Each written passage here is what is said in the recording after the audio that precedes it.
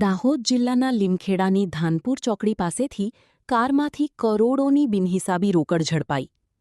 લીમખેડા તાલુકાની ધાનપુર ચોકડી પાસે રૂટીન વાહન ચેકિંગ દરમિયાન પોલીસે અર્ટિગા કારમાંથી કરોડોની બિનહિસાબી રોકડ રકમ ઝડપી પાડી હતી.